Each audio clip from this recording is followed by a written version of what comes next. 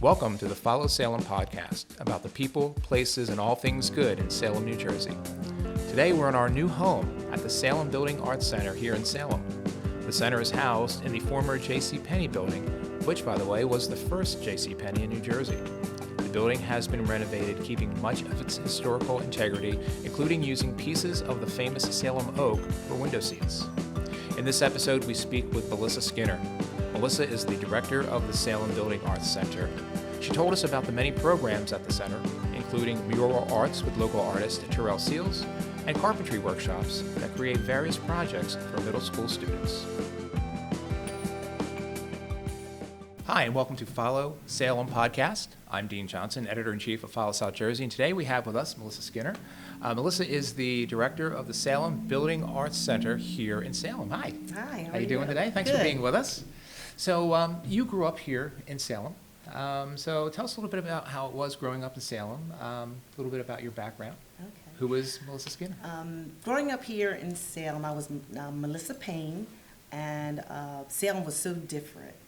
And it was diverse, but it was very different. How so? I remember parents and neighbors being the guardian of all the children. Right. You know what I mean? We couldn't walk past a certain street. On the weekends, we couldn't go past the beginning of Union Street. There was a gas station there that was owned by one of my friend's dads, and we couldn't go past his gas station. That was your border. That was our border right there. We couldn't go past his gas station, so we would walk to his gas station and get a pop out of the soda machine. And what happens if you did? Somebody would tell. Somebody would because tell. Somebody would see they're us. watching. Somebody would Right. tell. They would know before we got back home, you know. Right. So it was different. So Salem was very different, but we had a lot of fun, and there was a lot of activities here for us to do. I remember having something to do every summer. They had different programs. I remember there was a lady named Miss Gross, and every summer she did this huge program. And I want to say that program was called Scoop, but they took us on a lot of trips out of Salem. We just always had something to do. We had the pool membership, so we had the pool to go to in the summer. Right. During the school year, we were all athletes in some way. We played some type of sport, so we were all busy. The community had a softball team, so in the summer there was still a softball team to play on. But a community, not related to the school. Not related right? to the school, but the community, yeah. So we still had a softball team. And it was just, Salem was just very different. And I never felt uncomfortable or worried about walking anywhere in Salem. Right. And once we got to be high school age, and of course we were allowed to walk a little further down. A little past the gas yeah, station. past the gas station, because they opened Pat's Pizzeria. Salem, there was a pizzeria called Salem Pizzeria also on Broadway. I remember being able to leave school for lunch. You can actually leave school and go to lunch and then come back. When I was in middle school. It was just so different. Yeah. And they trusted that the students would come back, and we did. We went back. So it was so different, but it was an exciting time. It was a good time. I had a really good childhood here in Salem. Nice. So moving forward from there, after graduation, I left and went off to college down in Virginia. I went to a HBCU, Virginia State University. Okay. And when I finished there, I worked in Philadelphia for a couple of years. Doing what? Fashion. Fashion. That's well, clearly fashion. That's what I went to college for, fashion. Okay. And what did you do in fashion? I did merchandising. For instance, I was hired at this point. Kmart was considered Fortune 500, you know, and they were turning to Big K. Right. And I remember getting hired by them because they were changing all of the stores into Big Ks, and they were taking on the apparel line, clothing, and they were also taking on the domestics, home goods, and things like that. Didn't they have like a Cindy Crawford collection or Yes, something? they had Cindy Crawford, and they also had Martha Stewart. Right, that's right. So they took on Martha Stewart. Yeah. And so my home-based store was on Oregon Avenue in Philadelphia. South Florida. But I got sent to a lot of different stores, a few stores in New York. I went to New York many times. So just doing displays and floor plans and things like that. How long did you do that? I did that for, I want to say it was a total, maybe a full year I did that, and then I moved into, moved into working in a store that was called Learners, which we now know as New York & Co. Okay. And I went in as an area supervisor for them. And got tired of the retail scene and, you know, staying stationary in one area. I happened to meet my husband at the time, and he was a state trooper, so our schedules, my retail and his schedule, didn't mesh. And so I took a break. I asked for a leave. I was allotted the leave from the company, and my 8th grade teacher, science teacher, was the principal at the middle school at the time, and she asked me to be a substitute. So I substituted for a little bit, and then they gave me a permanent substitute job, and then they offered me to go the alternate route and give me a mentor that was my 8th grade literacy teacher. Nice. So, you know, that's how my journey in education got started. So you taught at the school that you went to. Did you have the experience of having former teachers who are now your fellow teachers? Yes, I actually worked with quite a few of the teachers that I had as a student there before they retired. Right. I remember my 7th grade math teacher, Mr. Mendenhall, Mr. Vance Joyce. I worked with them. I worked with. And how did that feel? Did they treat you any differently? Did they always see you as young Melissa, the student, versus you know what they Mrs. were? I'm going to say this. They were very helpful in making sure that I understood things that I didn't understand. Writing lesson plans, things like that. Even though, you know, when you go the alternate route, you take certain little classes and different things like that. But they just kind of showed me the way, and I just watched the way they dressed, watched the way they taught. I was allowed to go into their classrooms. I was allowed to ask questions, you know. And it was just an easy transition, and we were colleagues at that point. Right. You know? So from subbing to a 30-plus year career, right? What made you fall in love with education? I actually feel like my godmother, she was a teacher at Mannington School, Miss Lydia Thompson. She had a big part in this, and as well as my great aunt, Miss Essie Royal, she was a teacher in Burlington. So learning different things from them, one of the things one of my aunts said to me was that, always remember, you don't know what your student had to deal with before they came to you. Right.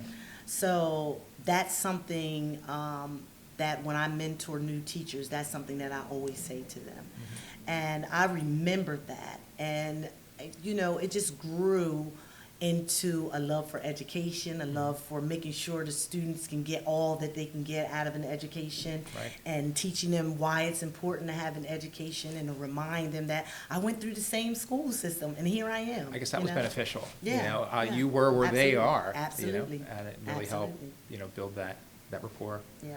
I do want to get back to education a little bit, but first, so you went from 30 years in education to working for nonprofits here in Salem. So you're currently the director of the Salem Building Arts Center. What got you involved here?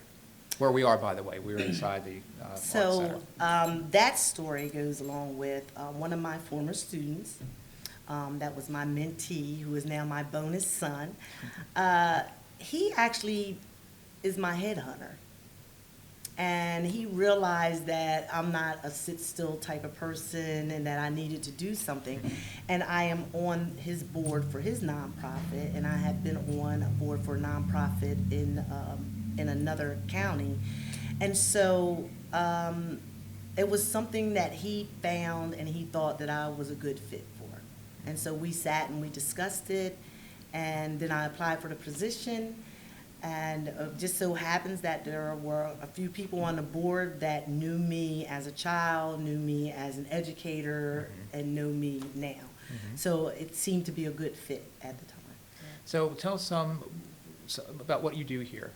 So what I do here, this is basically really a training center. And so what I do here is I try to develop programs that that meet the need of the community as well as our surrounding community. Mhm. You know, Salem County, not just Salem City. Okay. But my focus is Salem City. And I just want to develop some courses, some things, some trainings that the people here in Salem could walk to. You can walk here, Right. and take a carpentry class, a basic carpentry class for $75. You know Right. what I mean? Whereas if you went to one of the community colleges or someplace like that, you might pay $800 for a course like that. Right. But right here, they can also get OSHA certification through partners that I have, that I Mhm. partner with. They can also get ServSafe certifications, you know, different things like that. So my plan is to continue to bring classes in that are beneficial to the community, that'll also help them be able to get jobs. Because we have all these houses here Mhm. that are going to need to be restored, people are going to want work in these houses. Right. And so I feel like if they can get the training here, then we can move them forward into apprenticeships and different things like that with the help of a lot of the partners that I have Right. here. Yeah, you have a class going on right now, right? Yes. Can you tell us about that? Just in the other room. Oh, the class right Yeah, now? yeah, yeah. Well, this is a workshop, and, Okay. and it's, basically I use my workshops as a precursor for, do I think this class is gonna, you know, come to fruition and people are gonna sign up for this class? Okay. So right now what we have going on is a mosaic workshop, working with glass and cutting glass and making pictures or some kind of scenery with the glass. Earlier this morning, we had a field trip here with some students that did the same class. Tell us about that, because you created a really cool-looking piece of art. Oh, you're talking about the Yeah. mural. Mhm. Oh, wow. Yes, we did a mural on Monday. We had a group come in. A group from the middle school. Group from the Salem Middle School, actually. We had a group from the Salem Middle School come in. I usually choose a picture or something, and then I talk about it with the artist, and he's our local artist here, Terrell Seals, who was also one of my former students. Oh, wow, I And didn't so know I that. already knew he That's was an cool. artist. Right. And he had that gift. So Terrell and I talk about it, and I just suggested, I said, I want you to talk to them about being, you know, a muralist. He does these murals in the community, and a lot of the kids know that he does them, but a lot of people don't know. The one in Fenwick Plaza. The one at Fenwick Mhm. Plaza he did. And so I wanted to utilize someone local Mhm. that people know. And so we decided that we were going to take some canvases and make a tile mural out of them. So we picked pictures that we think that the students would appreciate. So we just did a Black History picture that will go to the middle school, and it'll be hung up in the middle school. So if anybody wants to see that, they have Right. to go to the middle school to see it. Now, tell me, you told me how they didn't know what parts they were working on. They didn't realize it was one. Yeah. They were working on a small piece of a larger. Absolutely. So when they come in, of course, the artist will sketch it out onto the canvases for the students, and we usually will put the colors that we want it to be. So when the students see it, they don't see it as a picture. They don't know what it is. And so they just take a canvas, they pick a canvas, and they go sit down and they start painting. You know, this particular picture that we did, it was no way possible they could figure out what it was.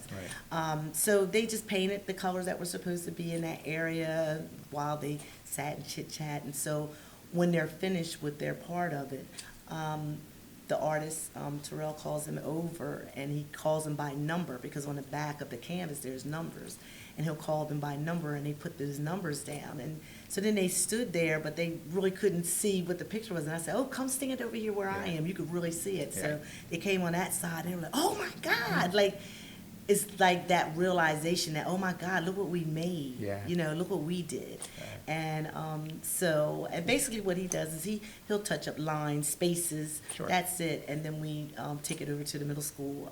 And there's a teacher there that also does woodworking, so he will make a frame for it, and Right. they'll frame it and hang it up there. So yeah. What are some of the others? Because I know you have a few things on display here. Oh yeah. We have we have also a carpentry class. So when I went to high school and when I went to the middle school, we had wood shop. We had a wood shop class, and it was mandatory. So it wasn't like you I made a could lamp. choose. Yeah, you could choose one or the other. So what I'm trying to do is expose our students here, starting in the middle school, 6th, 7th, and 8th grade with a carpentry class. So they come in and they can do some woodworking. So what they've made so far are coat racks. They've made birdhouses that go by levels.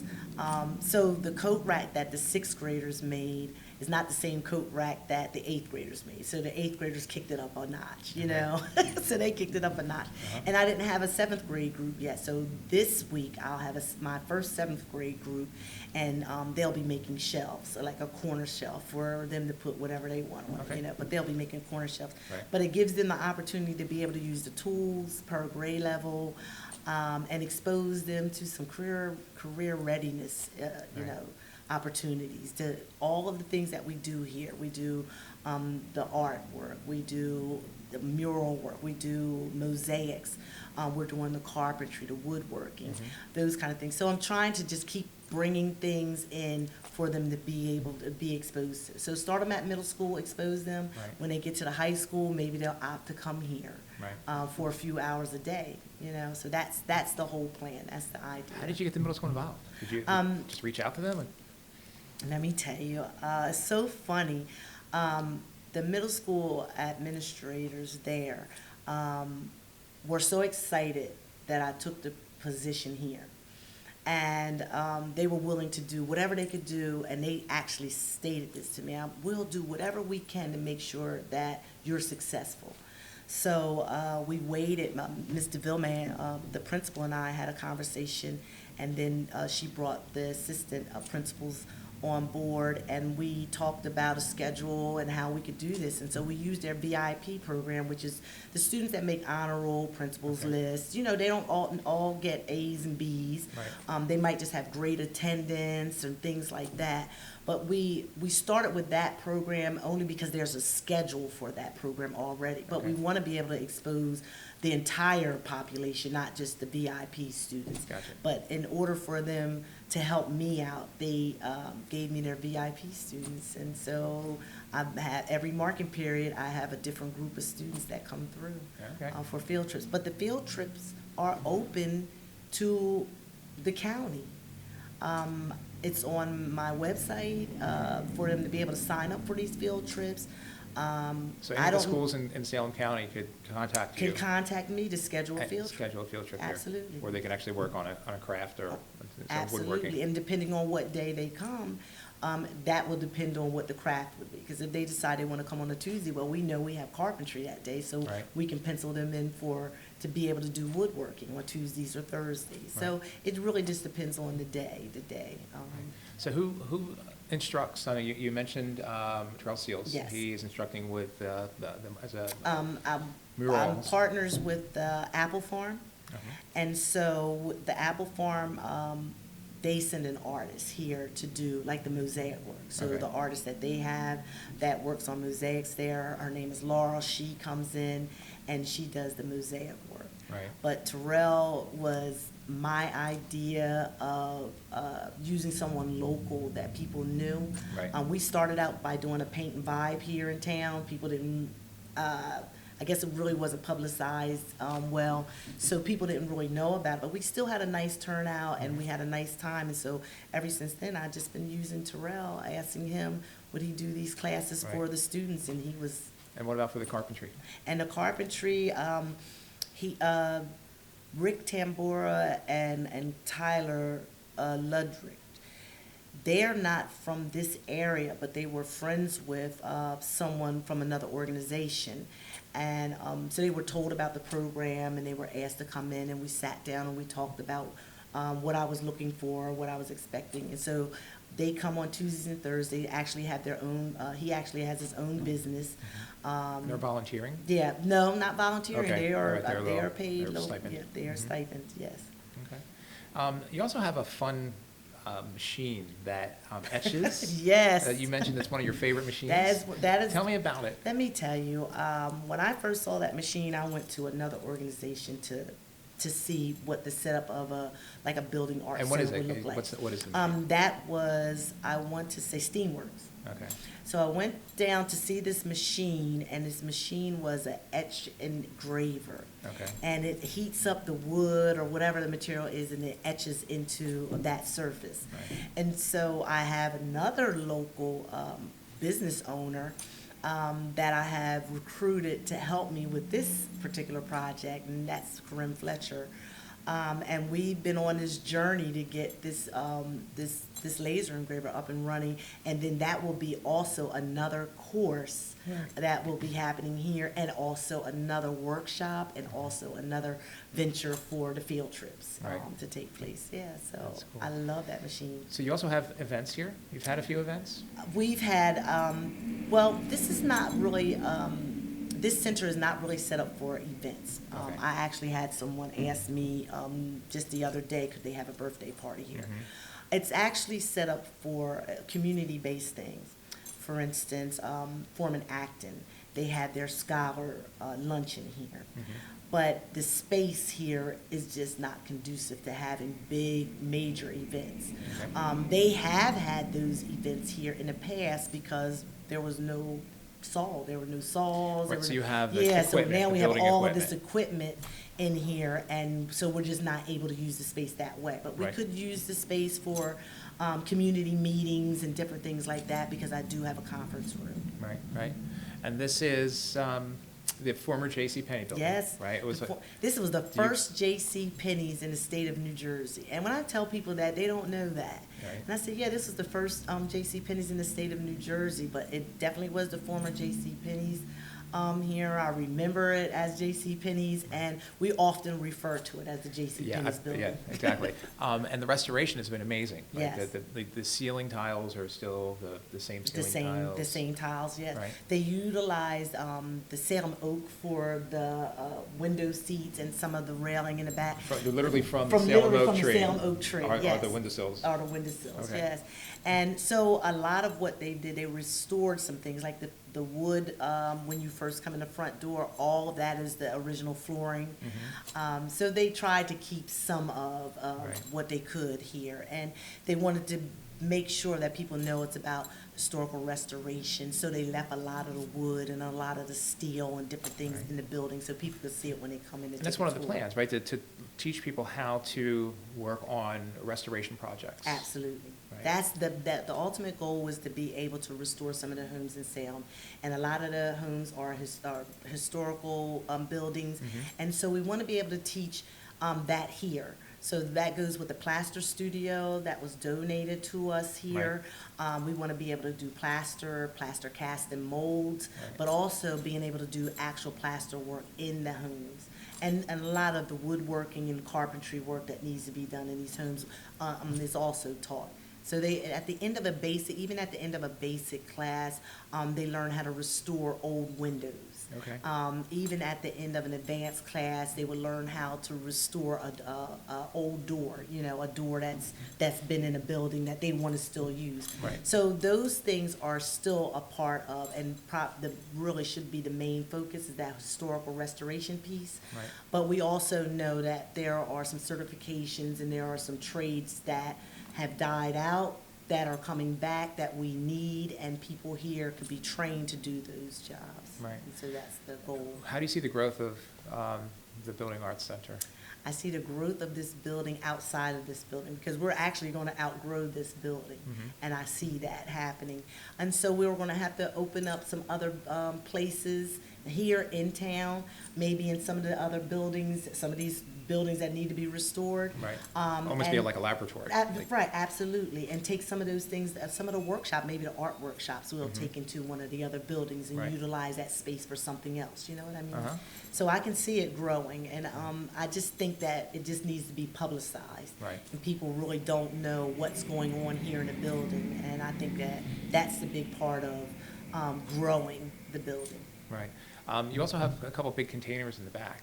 All right. I heard there were going to be small houses or something like that? Well, in those containers is some of the wood that they used, that they actually took out of this building. Okay. And so the idea is for those carpenters, those woodworking classes, to be able to restore some of that wood and be able to use it. So we can't build a house per se here on this property, Right. but they could still build a shed, you know, and still use the same framework as if they were going to build a house. So that is the goal. Right. And we'll be able to use some of the wood that are in those containers. Right. Yeah. Interesting. So let's go back a little bit to education, because, I mean, obviously it goes hand in hand here. Yes. Because you're teaching, or at least you're administrating the teaching and setting that up. So what is your overall philosophy then in education? I mean, it seems you're very hands-on. Were you like that as a Yes. middle school teacher? I was like that. I'm very hands-on. The craftsmen and women that come here, a lot of them are not instructors. They're not teachers. That's not their profession. Right. But they know the work and they can show someone how to do it. But what I do is try to teach them to be instructors or teachers, you Mhm. know.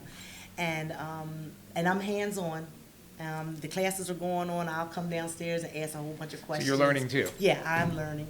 I'm learning as well. So I come down and I ask a lot of questions, and I come just make sure everybody's okay, and, you know, just to see what's going on. And then that way I can speak to the instructors later on and say, hey, do you think about doing this? Or when you did this, could we do it this way? Or, you know, Right. just ask questions and just help them along to make it easier to teach the courses that we have here. So. What about equity access? Is there diversity in the people who are taking classes right now, or is there something that can be done to expand that diversity? I think there's something more that could be done to expand the diversity, but right now, the classes are pretty diverse. Yeah. Actually, and I was surprised, and I just had someone Spanish speaking that wants to take a course, but we don't have a EL, you know, we don't have that right now, that availability for them to be able to teach Translate or and teach in Spanish. translate. Yeah, so I do have a partner, an organization that I did refer him to. Mhm. He came in with his daughter, so she speaks English fluently. So I did recommend that they go through one of my partners, because Right. they do have access to that. Right. How do you motivate people to learn more? You know, you said not a lot of people know about this. Right. What are some ways to motivate people to say, hey, yeah, I do want to try this? Mhm. I mean, and again, it can go back to motivating students when you were teaching in middle school. Well, let's go back to that. Yep. When I was in middle school teaching, when you motivate students, you try not to squash their dream or downplay whatever it is they have going on. Because, you know, when you're in school, teachers always say, oh, he's a class clown, he's a this or that. Mhm. Well, I'll give them their 10 minutes of fame, and I let them do what they need to do, and Right. then we move on. But I want them to be it's exposure, you know? I Okay. want them to be exposed to everything. Here in the community, the idea is, it's pretty broad, but it's not so broad. It's hard to say.